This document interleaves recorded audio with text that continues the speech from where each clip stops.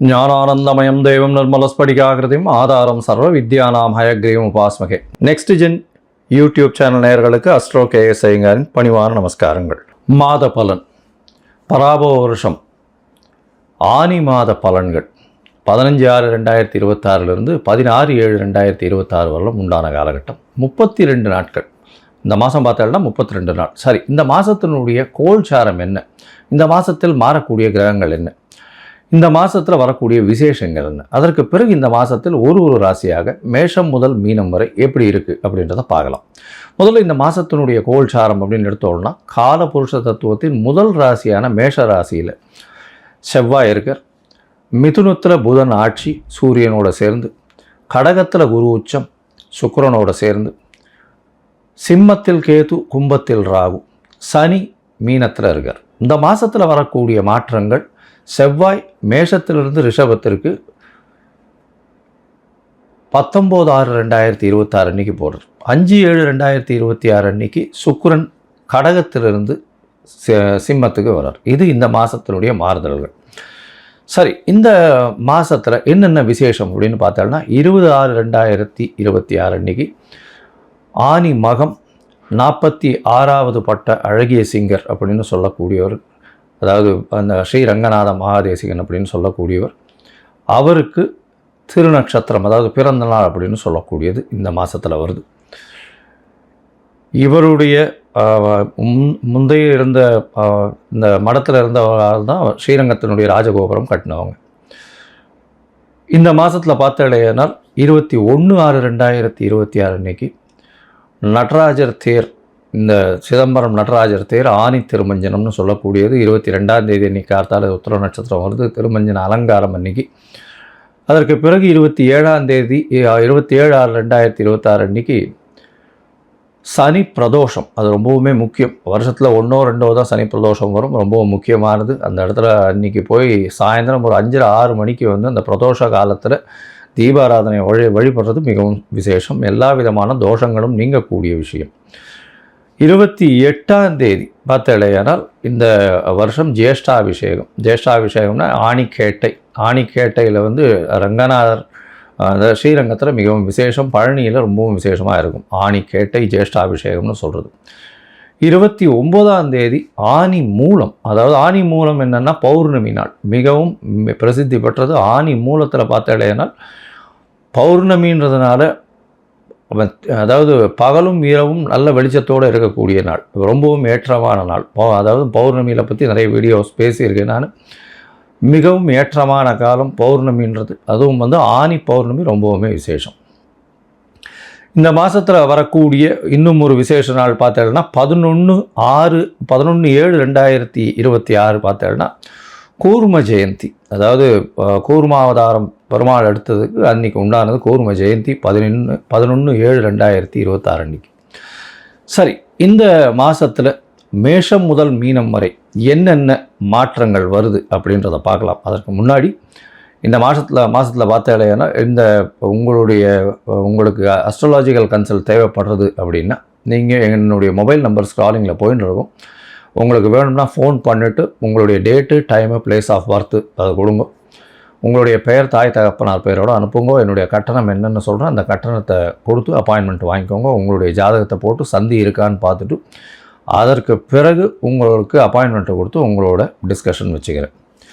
ஏன்னா most of the people பார்த்தீங்கன்னா 45-50 வயசு ஆகிறது. அவளுக்கு வந்து இந்த சந்தி இருக்கிறதுனால சில பேர் வந்து 2ஆம் பாதம் 3ஆம் பாதம் அதெல்லாம் மாறி போனதுனால ராசிகளே மாறிடுறது. அதாவது ரிஷபம், மிதுனம், மிருகசீரிஷம் 2, 3 மாறித்தினாலே மாறிடுறது. அதனால் வந்து அவங்களுக்கு பாக்கியங்கள் எது, அதாவது சுபர்கள் யார், அசுபர்கள் யார், ஏற்றங்கள் எது கொடுக்கும், எந்த கிரகம் வந்து அவளுக்கு பெரிய ஏற்றத்தை கொடுக்கும், தசாபுக்தி எந்த அளவுக்கு விசேஷமாக போகும், இப்போ இருக்கிற கோச்சார நிலை எந்த அளவுக்கு போகும், எது எடுத்தாலும் தடங்கள் வந்துட்டே இருக்குது, எந்த தொட்டாலும் தடங்கள் வந்துட்டே இருக்குது. இதற்கெல்லாம் காரணம் என்ன அப்படின்னு பார்க்கும்போது அந்த சந்தின்றது ரொம்பவுமே முக்கியமானது. அந்த சந்தியை பார்த்து உங்களுடைய ஜாதகத்தை கணித்து அதற்கு பிறகு உங்களோடு பேசும்பொழுது உங்களுக்கு அதனுடைய பிரச்சனைகள் எல்லாம் வந்து எந்த அளவுக்கு சரி பண்ண முடியுமோ அதை சரி பண்ணலாம்.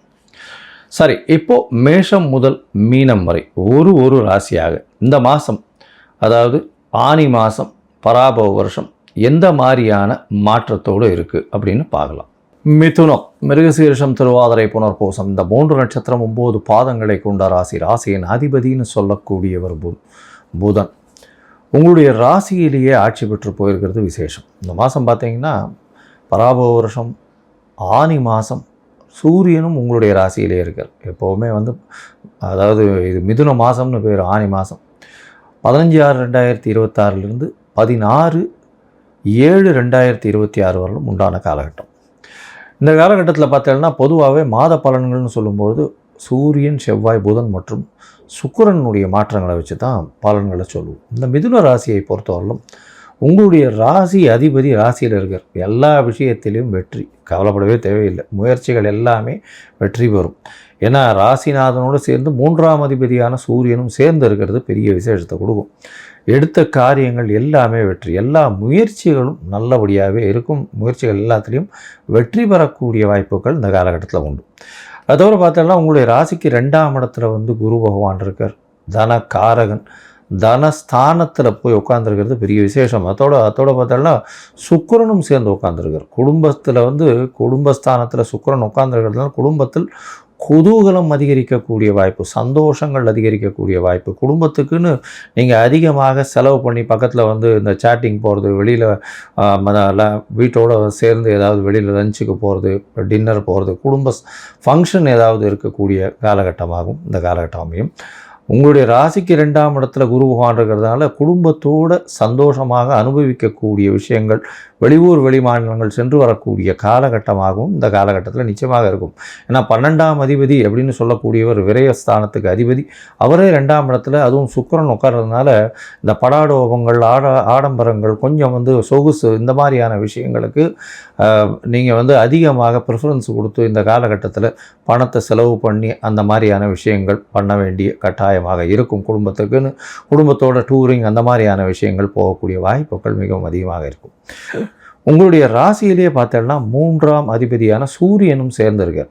இந்த காலகட்டத்தில் உங்களுடைய இளைய சகோதரர்கள் மூலியமாக நல்ல ஒரு ஏற்றம் கிடைக்கக்கூடிய வாய்ப்புகள் நிச்சயமாக இருக்கும். அதோடு பார்த்தோம்னா படிக்கக்கூடிய மாணவர்களுக்கு நல்ல ஒரு ஏற்றம். ஏன்னா 4ஆம் அதிபதியும் புதனே, அவரே ஆட்சி பெற்று போகிறார், திக்பலம் பெற்றிருக்கார். அது ஒரு பெரிய ஏற்றத்தை கொடுக்கக்கூடிய காலகட்டமாக இருக்குது. செய்யக்கூடிய தொழிலில், அதுவும் பார்ட்னர்ஷிப் தொழிலாக இருந்தால் நல்ல ஒரு ஏற்றம் இருக்கும். ஏன்னா 7ஆம் 2ஆம் இடத்துல இருக்கார். அதனால் பார்ட்னர்ஷிப் தொழில் மூலியமாக அதீதமான வருமானம் வரக்கூடிய காலகட்டமாக அமைய போகிறது. கொஞ்சம் அலைச்சல் ரொம்ப அதிகமாக இருக்கும். அலைச்சல் இருக்கும், பணத்துக்குன்னு ரொம்ப அலைய வேண்டியதாக இருக்கும். என்ன அப்படின்னா 12ஆம் இடத்துல செவ்வாய் வர்றார். 11ஆம் அதிபதி அப்படின்னு சொல்லக்கூடியவர், லாபஸ்தான அதிபதி 12ஆம் இடத்துல விரயஸ்தானத்தில் வரும்போது பணத்தை சேர்த்து வைக்கிறதுக்குன்னு ரொம்ப முயற்சி பண்ணுவீங்க. பணம் ஒரு பக்கம் வரும், ஒரு பக்கம் செலவுகளும் அதிகமாகும். அலைச்சல் கொஞ்சம் அதிகமாக இருக்கும். வெளியூர் வெளிநாடு வெளிமாநிலம் போக வேண்டிய கட்டாயங்கள்லாம் ஏற்படும். இந்த மாதத்தில் மொத்தத்தில் பார்க்கும் பொழுது இந்த மிதுன ராசிக்காரர்களுக்கு ஏற்றமான காலம். தொழிலில் பெரிய வெற்றி வாய்ப்பு கிடைக்கக்கூடிய வாய்ப்பு உண்டு. பண வரவிற்கு பஞ்சம் இருக்காது. பேச்சில் நல்ல ஒரு இனிமை இருக்கும். ஏன்னா குரு சுக்கிரன் 2 பேருமே 2ஆம் இடத்துல.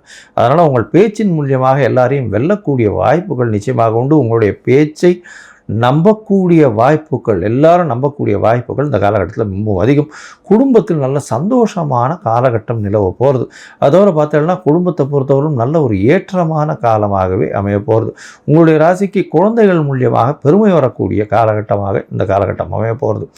உங்களுக்கு பண வரவிற்கு பஞ்சம் இருக்காது. செலவுகளும் பார்த்திங்கன்னா வீட்டிற்கு உண்டான செலவுகள் கொஞ்சம் அதிகமாக பண்ணக்கூடிய காலகட்டமாக அமையும். அதாவது வீட்டில் ஆடம்பரங்கள்லாம் கொஞ்சம் அதிகமாக பண்ணுவீங்க. அதாவது லைட்டு இந்த மாதிரியான விஷயங்கள். லைட்டுன்றது ரெகுலர் லைட்ஸ் இல்லை, ஃபோக்கஸ் லைட்ஸு அந்த மாதிரியான ஆடம்பர விளக்குகள்லாம் போட்டு பார்க்குறதுக்கு வெளிப்பாக இருக்கக்கூடிய அளவிற்கு வீட்டையும் மாற்றக்கூடிய அளவுக்கு வாய்ப்புகள் உண்டு. ராசிக்கு 12ஆம் இடத்துல இருக்கக்கூடிய செவ்வாய் பகவானால் தூக்கங்கள் கிடக்கூடிய வாய்ப்புகள் உண்டு. வெளியூர் வெளிமாநிலம் வெளிநாடு போகக்கூடிய காலகட்டமாக இந்த காலகட்டம் அமையும். அதோடு பார்த்தீங்கன்னா உங்களுடைய லாபங்கள் கொஞ்சம் அலைஞ்சு திரிஞ்சு ரொம்ப வாங்க வேண்டியதாக இருக்கும். பணம் சேர்க்கறதுன்றது கொஞ்சம் அலைய வேண்டிய கட்டாயங்கள் இந்த காலகட்டத்தில் நிச்சயமாக இருக்கும். இந்த காலகட்டத்தில் உங்களுடைய முயற்சிகள் எல்லாமே வெற்றி பெறும். உடல் நலத்தில் நல்ல ஒரு ஏற்றம் இருக்கக்கூடிய காலகட்டமாக அமையும். தாயின் உடல்நிலையில் நல்ல ஒரு ஏற்றம் இருக்கும். தந்தையின் உடல்நிலையில் நல்ல ஒரு ஏற்றம் இருக்கக்கூடிய காலகட்டமாக இருக்கும். படிக்கக்கூடிய மாணவர்களுக்கு எல்லா விதமான ஏற்றங்களும் உண்டு. மேல் படிப்பு படிப்பதற்கான வாய்ப்புகள் இந்த காலகட்டத்தில் உண்டு. புதிய தொழில் அமையும். தொழிலில் மாறுதல்கள் வரக்கூடிய வாய்ப்புகள் இந்த காலகட்டத்தில் இருக்குது. இந்த மாதத்தில் உங்களுடைய முயற்சிகளை சில நாள் தள்ளி போடுறது நல்லதுன்னு சொல்கிறோம். அந்த முயற்சி சில நாள் தள்ளி போடக்கூடிய நாட்கள் எதுன்னா சந்திராஷ்டம நாட்கள்.